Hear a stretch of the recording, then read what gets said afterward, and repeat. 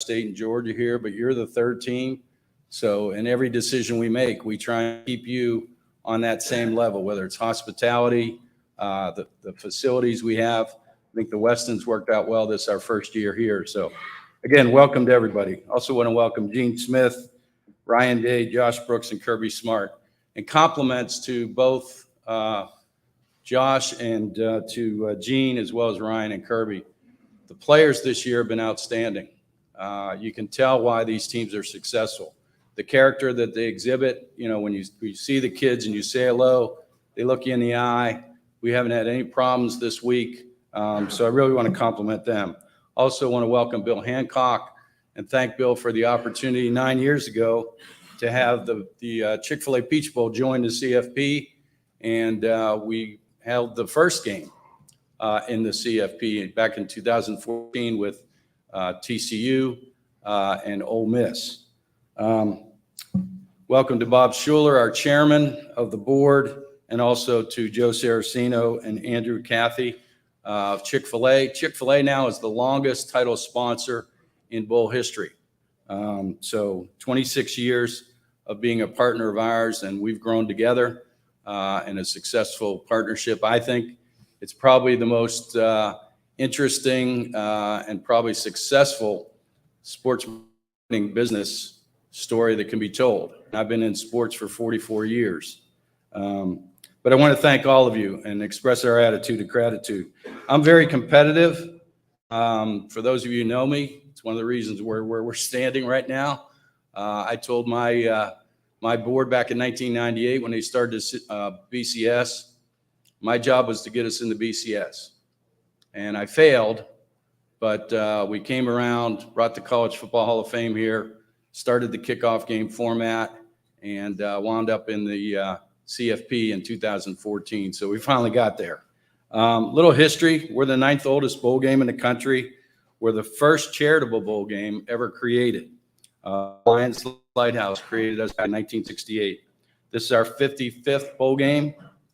Georgia is here for the 7th time, which is a record, the most ever. Clemson and Georgia have been here the most.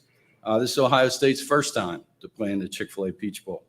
This is the 8th year of the College Football Hall of Fame, which we brought here to Atlanta, put $13 million in it to build it, sustain it. We're awfully proud of the College Football Hall of Fame. And if you haven't been there, we please invite you. You'll really enjoy the experience if you're a college football fan. This is the first 15th year of our Chick-fil-A kickoff game and the 9th year, as I mentioned earlier, in the CFP. Ironically enough, we've hosted, I think we're the only bowl that has hosted all 4 semifinalists this year. We hosted TCU in 14, Michigan in 19, Georgia in 20 and 22, and Ohio State this year in 22. We've hosted all 5 Power 5 conferences as well as the American. This year, we called it our record season. Last year was our comeback season out of COVID. This year is our record season. We've had 3 games, and 5 of the 6 teams that have been in those games have all been ranked in the top 11. We had number 3 Georgia against Oregon, number 11 in our Chick-fil-A kickoff game on Saturday. On Monday, we had Clemson, number 4 against Georgia Tech, and in our Chick-fil-A Peach Bowl, number 1 Georgia against number 4 Ohio State.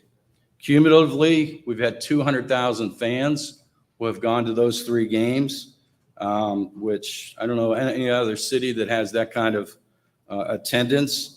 Will create $85 to $100 million of economic impact through those 3 games. And in the 4th largest convention town in the United States, Atlanta, Georgia, 2 of the top 5 conventions on an annual basis are our Chick-fil-A kickoff game and our Chick-fil-A Peach Bowl. You add the SEC championship to that, and 3 of the top 5 conventions in Atlanta on an annual basis are college football. That's how important college football is to the city of Atlanta. As I mentioned, we're the most charitable bowl organization in the country by far. We've given $61 million back to charities since 2002. This year alone, we'll give $6.1 million to charity. Some of that has gone to children's health care, $22 million of that to eradicate childhood cancer. We have created the Peach Bowl Legacy Fund, and right now we have 12 trials that are actively taking place with 31 children in those trials to find a cure, find a treatment from everything from neuroblastoma to leukemia, to give the kid another day, give the kid another year, give the kid a lifetime. So that's awfully important to us. Those patients are in 5 different hospitals around the country. By 2025, the plan is to have 100 patients in 10 hospitals involved in that process. And, you know, it's difficult when you're talking about childhood cancer. All these trials have to be tested in animals, then tested in adults because of the toxicity levels. And then finally, you can test in children. We also are going to give $100,000 to both Ohio State and to Georgia in an endowed scholarship for playing in this game. $50,000 from us, $50,000 from Chick-fil-A. That adds up to $8.5 million now that we have an endowed scholarship in the John Lewis Legacy of Courage Scholarship Program, which is at 34 universities, and $300,000 this year went from those endowed scholarships to 39 Title I students. And Title I students are kids from underprivileged cities that don't have the opportunity to pay for college. So those go to kids from Atlanta. If there's no kid from Atlanta that applies for those schools, then it moves on to the rest of Georgia. So we're humbly proud of that. And a lot of these kids, this is the first kid in their family that has the opportunity to go to college. So we're changing kids' lives and families' lives generationally. We also are proud to announce today that we're giving $100,000 and extra yard for teachers through the CFP is matching that to give $200,000 to Atlanta Public School System for their special education teacher program. So we appreciate CFP's partnership in that process. Extra Yard for Teachers does a fantastic job impacting teachers and kids throughout the country. We also place $150,000 in academic coaches in every one of the Atlanta public inner city high schools. And they work with the kids to get their their ACTs up, their SAT scores up, as well as their GPA so they can graduate, get their scores up so they have the opportunity to go to college, and then they can apply for those scholarships. The last thing, we commit $250,000 to Lions Lighthouse and Lions Club International. They founded us, and we're very happy and humbly proud to give back to them. They do eye screening with elementary school kids, where these kids don't have insurance, eye insurance. We just tested an elementary school in Atlanta inner city. There were 50 kids, and 28 of the kids needed to see an optometrist. So we go on and get them glasses. They all of a sudden turn into a different kid because they can see better. So what's the future hold for us? 2024, we'll start the season with Georgia versus Clemson. We'll host the CFP quarterfinals in the Chick-fil-A Peach Bowl. And then at the end of that season, Atlanta will host the national championship game of the CFP and be the only city that's hosted twice in the first 12-year contract of the CFP. In 2025, we'll host South Carolina versus Virginia Tech and Tennessee versus South Carolina in our kickoff games. And then at the end of that season, we'll host the CFP semifinal at the Chick-fil-A Peach Bowl again. So you can see why with the Hall of Fame, the SEC Championship, the Celebration Bowl, which is the HBCU National Championship game, why a lot of people call Atlanta the capital of college football. So in closing, this is my 25th year as CEO and president of Peach Bowl, Inc. I remember back in 1998, we hosted Georgia, who was unranked, playing Virginia, and we were called a third-tier bowl game.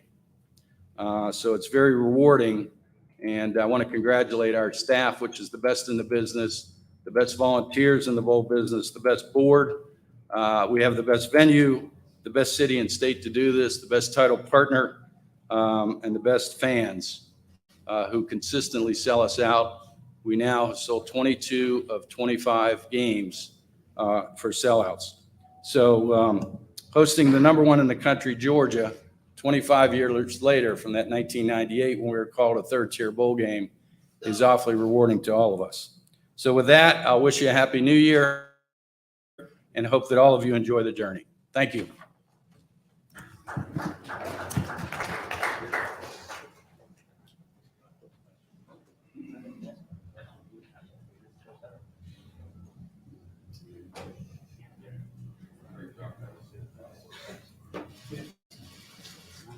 Coach Smart here on that side.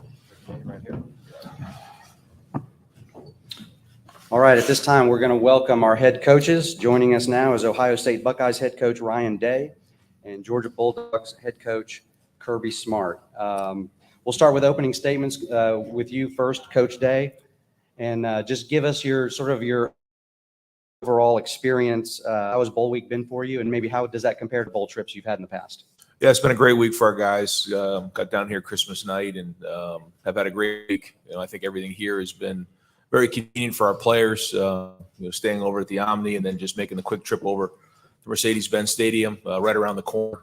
A lot of times when you're at a bowl trip, a lot of times on buses moving around, happened this week. We were able to kind of get in and out of places very fast. Our guys have enjoyed their time here in Atlanta, but had a great week of practice and certainly looking forward to this game. All right. Coach Smart, same for your bowl week experience. Yeah, it's a tremendous honor to be in this bowl game. I've been a part of this bowl game multiple times as a player and coach. I think Gary Stoken and his staff do a tremendous job, first class in every phase of it. Our players have enjoyed Atlanta, a lot of them from this area. Very convenient, like Ryan said. I can remember bowl games where it's 30-minute rides, 20-minute rides from location to location. You never deal with that here. So the efficiency of things has been tremendous. I think the players have enjoyed some of the events they get to go to. I think that's key from an experience standpoint and, get their mind off the game some as well, especially early in the week. But we've had a good week of practice and excited and ready to go. All right, thank you, coaches. All right, let's get into some questions. Raise your hand. We'll get you a microphone. Please give us your name and affiliation and to whom you're addressing the question. We'll start right here in the front row on the right. Yeah, Brooks Austin, Dogs Daily. It goes to both coaches. The term physicality gets brought up a lot when Big Ten and SEC teams play each other. What does that term mean to you, and what does it mean to the success and the winning of this football game? I think physicality is part of this game, and it's a major part of every football game. I mean, when you look across the board, you do studies on these semifinals and final playoff games since the playoffs started. Physicality at the line of scrimmage has been really critical. And you look across the board, teams that run the ball well tend to win these games. Also, red area third down and explosive plays are indicators, but the line of scrimmage play and physicality. But physicality can be a lot of different ways. It can be on the perimeter. It can be on special teams. It can be a lot of different venues, ways of looking at it. And I got a lot of respect for both conferences because when you play in a bowl game, you get to watch the other conference all the way through. You get to see all these teams they play, and you have a lot of respect for the conference that you're playing. They have great physicality in that conference, always have, and we respect that. Yeah, I agree with everything Kirby said. That's the way the game's played. It's the game of football, and you have to play physical. And when you're playing in the CFP, certainly it's going to be the most physical game you've played all season. And the SEC is and the Big Ten coming together, like you said, for years, two of the most physical conferences there are out there. So it's everybody on the field. It's, like you got the perimeter game out there. You have special teams. You have the game in the trenches. You have to win your one-on-one battles. And that's what this game's all about. It's about running around and hitting people. So, that's to be expected in a game like this. All right, we'll take our third row on the far right. Bill Rubinowitz, Columbus Dispatch. For Ryan, kind of related to that, you used the term violent a couple times yesterday, which struck me. I get the sense that your team takes that personally, the idea that you feel like you got to prove that physicality, that violence. Can you just kind of address that? Well, again, playing in the CFP, you're going to be playing football at the highest level, and this is going to be an unbelievable environment and electric atmosphere, and playing in Mercedes-Benz, and again, playing in the CFP, it's going to be that type of atmosphere. Our guys know that and understand that, and that's what you're going to get in a game like this. So, our guys have been practicing that way and preparing that way so that we can play our best football. But we know that that's the type of game it's going to be. All right, next question, halfway back on the right side. Yeah, Austin Ward, Rivals and 97.1 The Fan. Ryan, I know that you don't necessarily consume a lot of Ohio State media, but did you make an exception for Paris's story, and what did you think of it? Paris Johnson is just a tremendous young man, and I did read his letter. I think that's why we get into coaching.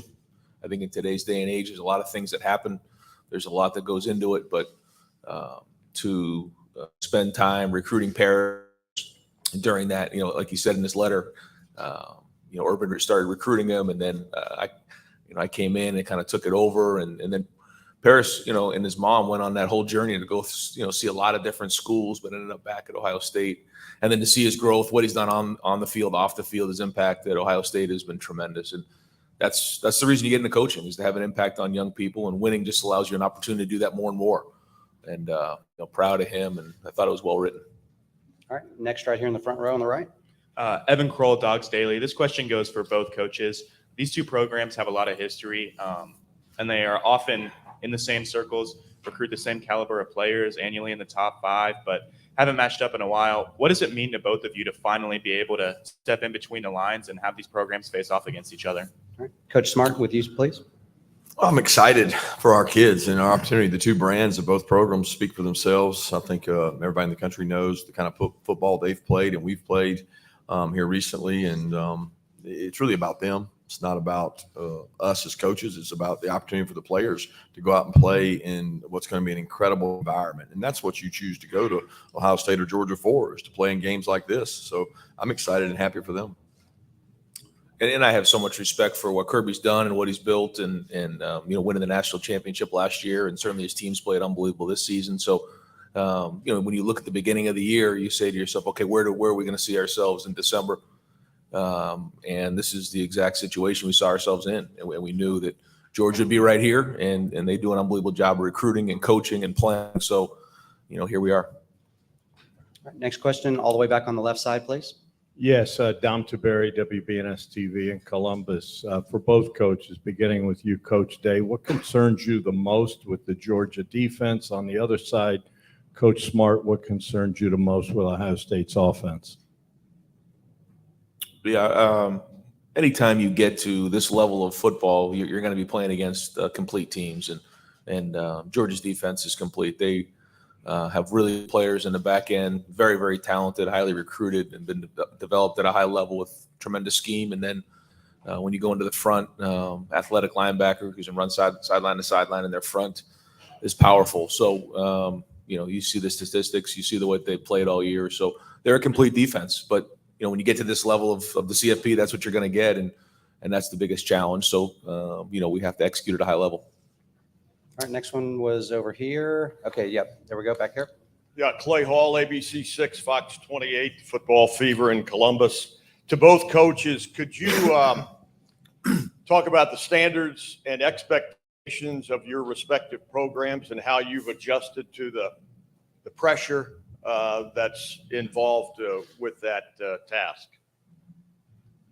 Yeah, there's always been pressure. So I don't know that there's an adjustment to pressure. There's just as much pressure from year 1 to year 7. The expectations don't change. We embrace that. The standards that are created through the players that play there. And we've had a really good leadership kind of over the last 6-7 years, and they've created a standard for the younger players to emulate. And that's going on now. I talk every day to our guys about, if you're a freshman or sophomore, find the guy you think works hardest and does it the right way and emulate him, and this success will continue.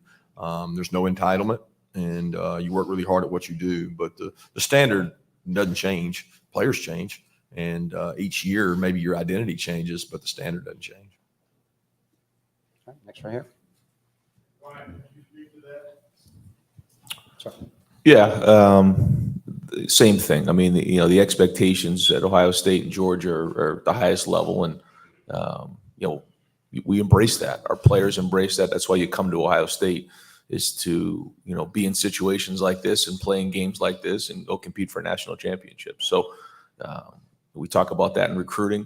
We identify those who look to achieve that and want to be elite, And then, like Kirby said, in your team, you build that culture of, passing down a legacy to the younger guys so that continues.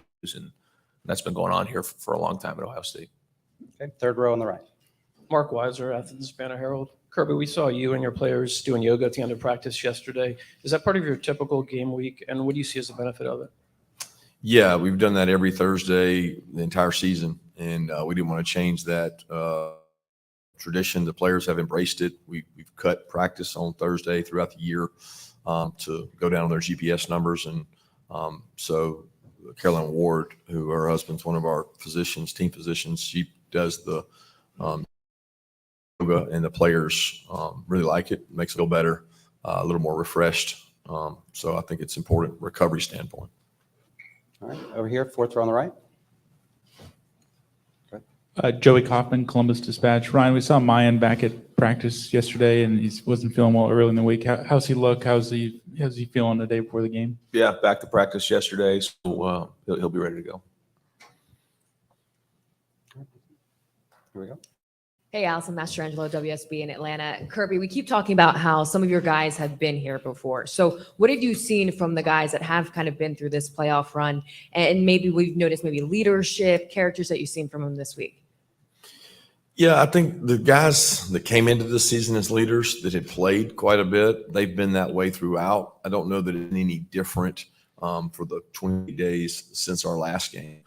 They certainly have a lot of experience, but, I don't – there's an Ohio State player or a Georgia player right now that doesn't have experience that's played in 12 or 13 games. The season is your experience. And coming into this season against Oregon, I would have said we were an inexperienced team, but we have experience now, and so do they. So you draw on those experiences of playing your interconference rivals, and we both teams have done that.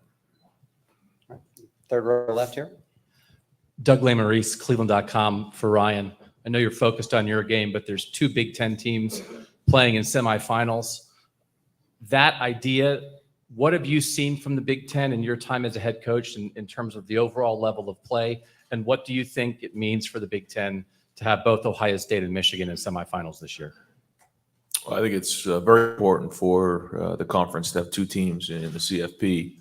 I think the level of play in the Big Ten has improved, over my time as the head coach. Week in and week out, you have to bring it. And the challenge is that you play 9 conference games in the Big Ten. So, there's very good coaches, very good players, the very physical conference. And so, you have to be able to sustain throughout November because of the 9 conference games. And for some teams, they play a non-conference. That's really 10 conference games that you play. And with the physicality of the conference, I think it's deserving to have two teams in the CFP.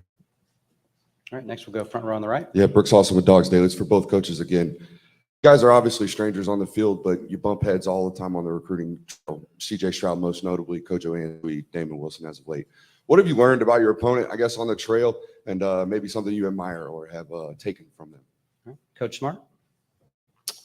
It's a tough question. When you're recruiting against someone, you don't take much from them in terms of, style of play or anything else. Respect would be the number one thing that I have for people that we recruit against and play against. You mentioned CJ Stroud. What a tremendous young man. I was so upset at my assistant when I had to fly all the way to California to go out there. I was like, are you sure we're going to have a chance? And we went out there, and it wasn't my favorite travel trip when I go all the way to Cali, but it was worth it when you got to sit down with that young man and his mom, because he was very impressive, and he returned that trip to come back and see us. And usually when you get him on your campus, that means you have a shot. And I certainly enjoyed getting to know him and the relationship with him because of the young man he is. But as far as, what you learned about the other team and other programs through recruiting, I don't think there's a lot there. Coach Day. I would just say I think Kirby and his staff do a great job of working at it.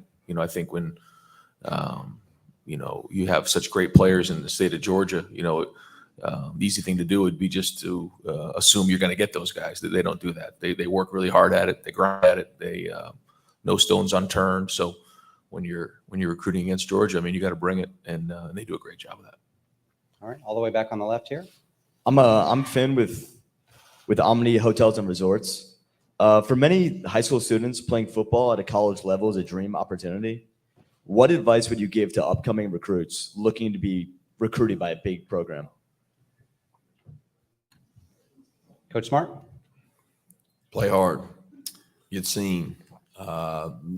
It's important that you understand what it takes to play at this level. I wouldn't kid you and tell you that it's going to be all tangibles, because there's a physical nature of these two teams that some high school student athletes aren't blessed with, and they can do everything right, and they may never play at Georgia or Ohio State, but they can play somewhere. And there's enough football out there that everybody has an opportunity if they present themselves the right way and they work hard enough and persist. I mean, nobody thought Stetson Bennett would be where he is today when he was coming out of high school. Coach Day? Agreed. I think in the recruiting process, sometimes we call it Disneyland recruiting, like everything's going to be great when you go to school. The truth is there's twists and turns along the way, and everybody has their own journey, so that a big part of going through the process of college is working through adversity and tough times. And so I think a big part of going through the process is choosing a school that's going to develop you at a high level in all areas of your life. Certainly there's the football part of it, and that's a big part of the experience, but there's a lot more to it than that. So in today's day and age, there's a lot of new changes and a lot of things going on, but focus on the things that matter, I think, is critical. All right. Middle row on the aisle. Yeah, question for Kirby, Connor Riley, Dog Nation. What have you been able to see from Ladd and Warren McClendon this week, and how beneficial have these last 4 weeks been for Amarius Mims and A.D. Mitchell? They've been great for those two guys. Amarius has gotten to play a ton this year, so he's been a rotational player, and mainly for the reason that if you lost somebody, he could go in and play. If you remember, Jamari had this situation last year at the end of the year, and even in the championship game, where he had to move positions and play with some injuries and do some things to help us out. So, and we're still hopeful to get Ladd and Warren back. All right, next question right here on the far right. Coach Kirby, Caleb Spinner, Scarlet and Gray Sports Radio and Buckeyes Now. You were neck and neck in recruiting C.J. Stroud. What attributes did you see in him, and what does he share with Stetson Bennett? Well, he's a tremendous leader, and I think when you play that position, you better be a leader. And he's very quiet then, very humble, but very talented. And he has great vision down the field. He has great athleticism to take off and run, and that's something he and Stetson both share. They had two different kind of paths. CJ was highly recruited. CJ got to play relatively early in his career, and they both had success. I have a lot of respect for the way that both of them treat their teammates and make it more about their teammates than themselves. All right, midway back on the left, please. Patrick Murphy from 247 Sports. For both coaches, you guys have had to deal with injuries throughout the season, next man up mentality. How does that change when you're at this point playing in the college football playoff, when you need guys to step in for those guys who may be out for these games? Yeah, I don't think it changes. When you're into this part of the season, you certainly have a month to get some guys healed up, but that's college football. You can't pick up somebody on waivers. You got to develop young players and bring them along. And this time has been great because bowl practice is very similar to spring practice, where you can get young players a lot of reps and a lot of good on good work. So you continually use this time, the spring practice, the preseason, to build your depth, so that when you need to fill a guy, fill a spot, you can do that. And this time of year, there's always those opportunities for players to do that. So it doesn't change. Yeah, I don't think it changes. Okay, on the aisle on the right. Tim May, Letterman Row. I'd like both you guys to address, you're both leaders in your profession. You've had teams get to the college football playoff several times and stuff. What is the fair, you think, remuneration that players should be looking at maybe down in the future for playing in these games, sharing in basically the wealth, or whatever you want to call it, a bonus, whatever you want to call it? I would think you were probably both before it. What do you think would be a fair number? I don't think you can put a number on that. I don't think it's fair for me to sit here and assess that number without studies and values. I do think the NIL opportunities that our players have gotten have been tremendous for them in terms of creating a lot of opportunity for themselves and a chance to help their families. I think the CFP does a tremendous job, who gives a really handsome check to the families to travel to these locations that are tremendously hard to get to. And you're talking about 2-night minimums, and you're talking about New Year's Eve. And those are things I know when I was a player, the parents weren't afforded. So it's come quite a ways, but to put a number on that, I'd be remiss to try to answer that right now. Coach Day? Yeah, same thing. To try to wrap my mind around how much that is or what that should be. I mean, I do think there should be something for them for sure. And I do think what they're doing now is great, but I know moving down the road, there should be more. It's just, how can I possibly say a number? I would be speaking ignorantly. All right, left side on the aisle, please. Allison Mastrangelo, WSB in Atlanta. This is for both coaches. What does the eve of the semifinal game look like for both teams? Besides the walkthroughs, what are you guys doing together to get ready for the game? Coach Day, start with you. We keep our routine the same. We've tried to keep this week like a game week and less like a bowl week. So, like you said, we have walkthroughs, we have our meetings, we have our night together on Friday. We best Fridays in football, and it'll be a long day, getting ready for this game at 8 o'clock kickoff. So, we try to do the best we can to keep the routine the same. And that's meetings, walk through over at the stadium, and then we come together for dinner, movies, watch some football, and then get to bed. Yeah, very similar. We keep the same routine. We keep it home and treat it like a road game in terms of we would be arriving today. We want them to have a mindset of they arrive today. That's one of the hardest things psychologically to prepare your team for, from being in the same place for 6-7 days, sometimes same room. So psychologically, we try to do some things to help with that. And then we treat it like we arrived, we go do a walkthrough, we do a movie, and prepare for a big day tomorrow. Right over here on the left. Yes, Dom Taberry, WBNS TV. Coach Smart, what is your biggest concern with the Ohio State offense? And is this the best offense your defense will face today? It's hard to answer that in terms of is it the best that we've faced to date, because we haven't faced them. When you look at them on tape, you certainly see the talent. It kind of oozes off the tape, especially at wide out, quarterback position, two really good protectors, and they got talented players across the board. A tight end who I have a lot of respect for. I think it's one of the best tight ends we faced all year. So they got a guy that can distribute the ball and get it to them. So it's a very, very talented team. When you talk about concerns, it's trite expression, but it's the same concerns every game we play. How are we going to play? What are we going to do in terms of execution, playing the ball in the air? There's going to be one-on-one matchups all over the field. You got to win those one-on-one matchups. And when you're playing Ohio State, you got to be disruptive. You got to affect the quarterback some kind of way, because if you don't, he's very accurate. He's a very accurate passer that knows where he's going with the ball. And when you give them free access with a quarterback like that, they can wear you out. So, but most games come down to the same thing. Turnovers, explosive, red area, third downs. I mean, what the greatest indicators are winning. All right, midway on the right. Mike Griffith, AJC Dog Nation. Kirby, last year I asked you and Nick Saban this question at the championship game, Coach Day, if you could answer in the NIL transfer portal area about this model, the disadvantages that you have preparing for a game while maybe other teams are working the portal or recruiting more aggressively. Do you think this is a sustainable model, what you're dealing with right now with the transfer window, as well as the NIL dealings that are taking place for both coaches?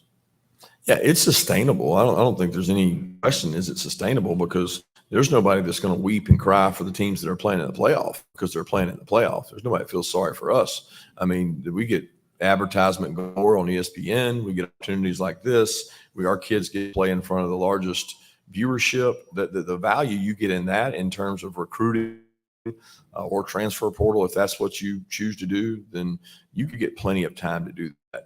Everybody has time demands that plays in bowl games. And if you're not playing a bowl game, you probably got other problems that you're concerned with too. So the model is what it is. I think we can all complain about it and say there's things that I wish were different, but it is what it is. And I don't have the answer or solution that says what's better.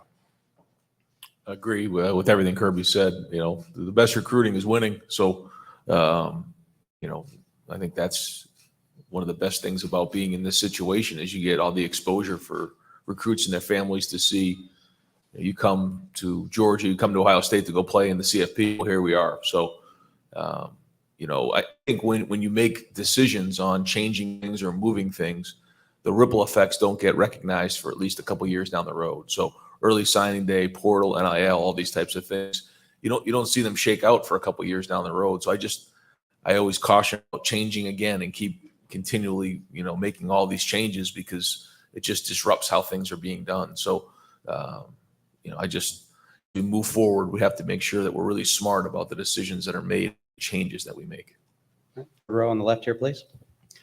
Doug Lesmerises, Cleveland.com for Ryan and then for Kirby as well. When you have multiple weeks to prepare a game plan in a situation like this, what are the similarities and differences to when you're preparing a game plan in a week's time during the season in terms of getting with your staff and building what you want to do on game day? Yeah, you know, for the bowl structure that we use, we spend the first part of the bowl month working on fundamentals and just good on good, and really don't dive into the game plan until we start to get a little bit closer towards the game, and then try to treat it like a game week. You obviously have more time to look at your opponent and get organized and you know, look at the things that they do, but then you can also get to the point where you can overdo it. It gets similar to, you know, the first game of the season. But at the end of the day, it's going to come down to fundamentals and who's going to play harder, who's going to execute, you know, at the highest level. But we try to, you know, start the game planning too early because then, you know, you start to, you know, get too much involved with the scouts and you don't get good on good work because it'll come down to fundamentals. Yeah, very similar to Ryan. A lot of it hinges on where Christmas falls and where your bowl game falls or your playoff game in that situation, because you're going to have a time there that you need to get a little break. I think the psychology of the players after 13 games, 14 weeks, you got to be careful. They got to want to play, and I think it's assumed that kids just want to play in bowl games or CFP, and you can wear kids down. You know, they're not professional athletes. They have more burdens on them in terms of academic requirements, and they're younger. So we try to do a good job of filling breaks in with hard work and sell them on the plan from day one and tell them how those 28 days are going to look, and then try to go do it better than the other team does it. All right, midway on the left, please. Maria Martin, 11 Alive here in Atlanta. Kirby, this is for you. When you think about how Stetson has grown and developed within your program, what's the biggest thing that you reflect on and what you're most proud of? The biggest thing that what? That you reflect on and what you're most proud of in his growth and development? I'm most proud of the fact that he was persistent and he stayed the course and didn't, you know, jump ship when he was 2 or when he was 3. He stayed the course and stayed with us. I mean, I'm very grateful for that persistence and resiliency he showed and his belief in himself that he showed. Because I don't think any of those qualities had anything to do with myself, Coach Monken, or anybody else that was involved in him. They were traits within him that he loved Georgia and he wanted to prove that he could play at Georgia. And he created his own story by doing that. Okay, middle, right here, third row on the right. Anthony Dasher, UJSports.com. Coach, another Stetson question. How has his practices been leading the days and weeks leading up to the game? And as his head coach, what kind of comfort level does it give you? He's been through so much in his career, played in this thing obviously last year. He's been very consistent in his practices. You know, you worry sometimes when guys go off to events and award shows, the walk-on award, the Heisman finalist, and doing all those things. But, you know, they don't affect the guy that's 25 years old probably the same way they do a kid that's 18 or 19. He's very grounded in what he does. He's had great work ethic. I think the quarterback position is easily the most critical factor in a game because the way offenses are now, they put so much decision-making on the quarterback, pre-snap, post-snap. I mean, everything is on the quarterback. So both these teams got really experienced, really proven guys who make good decisions. So when you have that, you're right more than you're wrong. And that usually creates scoring. So I'm very grateful and thankful that we have a guy like Stetson who's played in games. Okay, same spot over here on the far right. Bill Rabinowitz from the Columbus Dispatch for Ryan. If you had beaten Michigan, you knew you would be in the playoff. The fact that you had to go through those days where of uncertainty and misery and all that stuff. How much do you think that will help you in this game, that you had that scare and maybe more gratefulness that you're here? I think at the time it certainly gave us an injection of energy and excitement for sure, coming off of that weekend and then into that week, and then the next week it was a range of emotions, and allowed us an opportunity to have great energy and great focus and an edge during the month of preparation for sure. So we'll see. I mean, we'll see tomorrow night. We'll see where we're at, but I'm really pleased with the way we've practiced, how our guys have gone at it. You know, we've had a lot of physical practices, and so we have something taken away from you. It does give you a little bit more of appreciation for what it is, and we'll see how we play. But it has been a great month. All the way back on the aisle on the right, please. Hi, Jared from NBC in Columbus. Ryan, you, in the days and the weeks since the last game of the season, you and your players have referred to the amount of pressure that you felt in that final game and the way it may have affected the performance in that game. And I'm wondering the message you've had to your players to avoid the word pressure and to try to get them to play loose and to their most natural athletic ability in the biggest game they'll play. Well, I just think, you go back to your training. You can't focus on things like that. What it comes down to is just playing, hard in practice and then going back on your training once you get out there and playing physical with your teammates. And there's going to be good plays, there's going to be bad plays. But just going out there and looking up the scoreboard at the end of the game, and that's what we're going to do in a game. We're just going to play as hard as we possibly can. There'll be ups, there'll be downs, there'll be twists, there'll be turns in this game, but play as hard as we possibly can. And you can't worry about things like that in a game like this. All right, right here on the second row. Tyler Danberg, Scarlet and Gray Sports Radio. Coach Day, how has practicing at Mercedes-Benz Stadium this week allowed you and your team to get accustomed to the venue? Well, it's a great stadium. It's a great venue, beautiful stadium. And being there for the week is, what you try to do is you try to make it your own. You try to say, okay, this is the Woody right here. This is where we come out and we run out of the Woody every day. And, you try to make it a game week. You try to make it as much home as possible. I just think, you practice it indoors for the whole month, and then you go there just throwing and catching, the punts, things like that, the contrast against the ceiling. So it takes a couple of days, but other than that, it'll be a lot different with a packed house tomorrow night. All right, we've got time for a few more. We're going to go next right here on the far right. Caleb Spinner, Buckeyes Now, Scarlet and Gray Sports Radio. To both coaches, this could be your final meal to recruits in terms of what your guys are able to do on the field. What are you looking to send them in terms of a message of why they should come to your school? All right. Coach Smart, start with you, please. I don't really think of it as a recruiting deal. I think of it as a service to the kids who are with us. And the guys that are with us and have given so much, I look at guys across the board, whether it's Cedric Van Pran or all these leaders, Kenny McIntosh, who waited his turn behind all these phenomenal backs. And I look at it as an opportunity to go out and play well for them. Most of recruiting for this season is done. I know you're always looking to next year, but what those kids in one game, it'll be a small window. I do think it's important that we do this for the guys on our team, not necessarily for the recruits. Yeah, I would say recruiting never ends, but this game is about these players.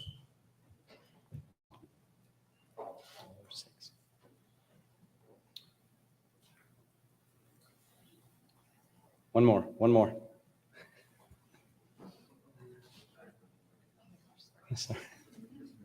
We'll get there. Ryan, Nathan Baer from Cleveland.com. For Ryan, just you talked about that, ending the season the way you did, getting to now. Anything that you learned about this team through that process, or any individuals that sort of revealed themselves as being different, or having a new leadership qualities that helped you push to this point? Well, I think who the leaders are, and who the guys are that we turn to. And I think those guys have done a great job. If they've had a voice, I won't point one or two guys out because we got a great group of guys. And again, at this point, there's not much more to talk about. We've had a great month. The guys have done a really good job, and so now it's time to go play the game. All right, time for maybe one or two more. Where are we going next? Next question. All right, over here on the far left on the aisle. Rob Mickle, Big Ten Network. Coach Smart, when you look at the Ohio State receivers, what do you see from Marvin Harrison Jr. and the talent and the depth of that group?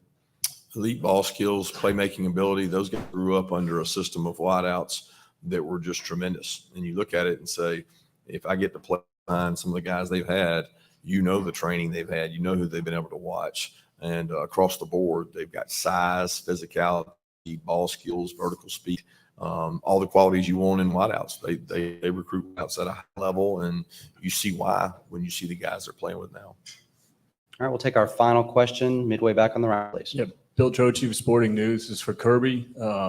After you guys won the national championship last year, did you reach out to any other coaches, maybe even in different sports, who had won a championship, and then ask them their approach to the following season, like if, you know, how they approached it, that type of thing? No, we have a couple in-house sports psychologists that we talked about how the mighty fall and some business structures, you know, the blockbuster model and some different models where, you know, ego got the best of organizations in the business world, the corporate world, but didn't reach out to many coaches. I had experiences at Alabama, and I knew the kind of year it would be. It's always a little tougher to bring everybody back to home base. It was much easier for us this year because we had so many players leave, and we had a hungrier young team. All right, gentlemen, we'll wrap it up there. We will do a quick photo opportunity. If you guys could just stand up here behind the trophy, Gary.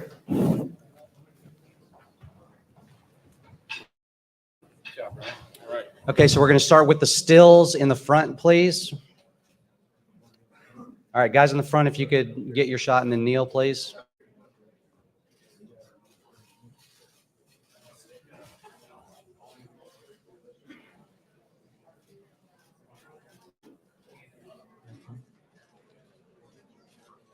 Gary, let's get the coaches now by themselves.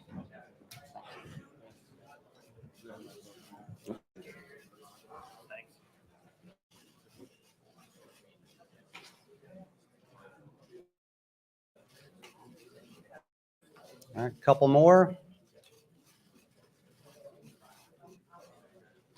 Okay, we can just 2 seconds for the TVs in the back, please. All right, guys in the front, clear it down for the cameras in the back, please. Guys, I need you down. I need you down right now. On the aisle right here in the second row, down, please.